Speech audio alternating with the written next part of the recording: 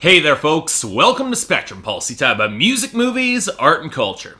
And today we're going to be talking about the self-titled debut album from Dori Freeman. So I haven't talked as much as I'd prefer about indie country yet this year, mostly because of the same reason I haven't talked as much about hip-hop this year. 2016, bit of a slower start, and there hasn't been a lot that's really caught my ear. And yet, there's been one artist that in the indie country sites exploded with critical acclaim. I knew I had to take a look eventually, and that woman is Dori Freeman. Born in Southwest Virginia, it seemed like her situation would be the same for many indie country prospects with no real web presence. It's never good for buzz if I've got more of a following than the artist I'm covering. And then something funny happened. She was discovered by Teddy Thompson, the son of the legendary singer-songwriter Richard Thompson, who pulled enough strings to get her into the studio to cut a debut album. Now, keep in mind that Dori Freeman doesn't seem to have any obvious connection to the burgeoning new outlaw movement under Dave Cobb in Nashville. We could have the sort of outlier that rarely picks up any attention at all, if not picked up by the critical set or an indie label with ingenious promotion, or something going viral to get her attention of a major label. In other words, this is the sort of artist my channel is made for. So I finally got the chance to really dig into Dori Freeman's self-titled debut album.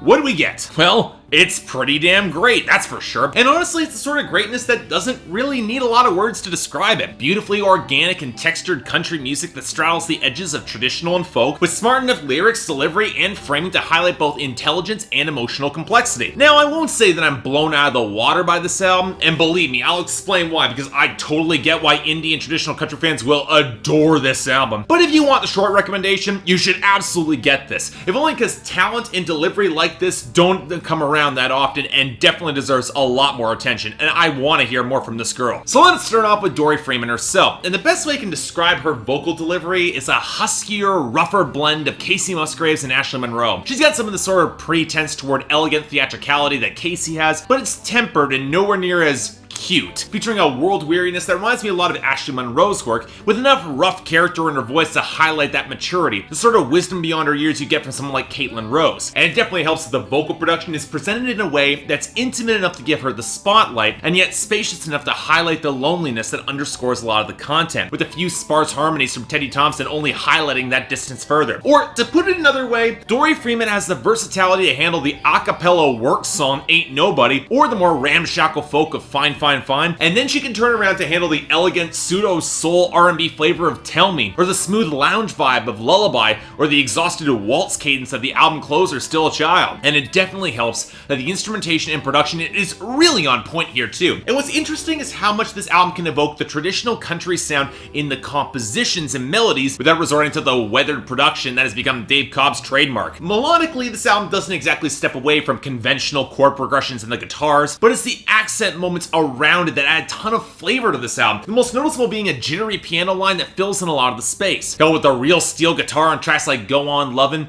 or the strings that swell into that song in Still a Child. It's easy to get sucked into these tracks, even if they never really rise above mid-tempo. And yet, even on tracks that are more acoustic like Song for Paul or the opener You Say, there's also this grounded bass and foundation that when the percussion comes through, it never swamps it out. Now, an easy criticism of this album is that thanks to the tempo and some of the instrumental choices, it can start to run together a little bit. And yeah, I'd say there's a few songs that I don't quite stand out as much as they could, but there's still a subtle diversity in the tones that keeps the 10 tracks having distinctive personality. From the sandier tones of Fine Fine Fine to the very liquid progression on Any Wonder. It doesn't waste a lot of time either. It's 10 tracks, it goes by pretty fast. But let's get real. This is the sort of intimate country it's designed to place the most attention on our frontwoman, so let's really dig into some lyrics and themes. And the first thing you'll notice is that on the surface, the content does seem a little bit uniform. Mostly relationships that are failed or failing and her responses to it. Nothing new for country music or any type of music. What I like are the details and the framing though, how on songs like You Say and Tell Me, she seems fully aware that her feelings are unrequited and will probably never be reciprocated. There's a resigned exhaustion to most of these songs that feels very human, whether she's being left behind or whether she's doing the dumping herself, like when she catches her partner cheating on Fine Fine Fine or Where I Stood. The latter of which has enough subtle details to show how exhausted this relationship made them both feel. Love is very much a burden on this album. album, because as much as reason and logic might have her make the right choices, her heart is going to make her pay hard for it, between the painful fall of Any Wonder to the sad return to a partner who's too immature for her on Still a Child. And yet you get the impression that's a burden, that love is something that she craves. There's no moment where she casts love aside,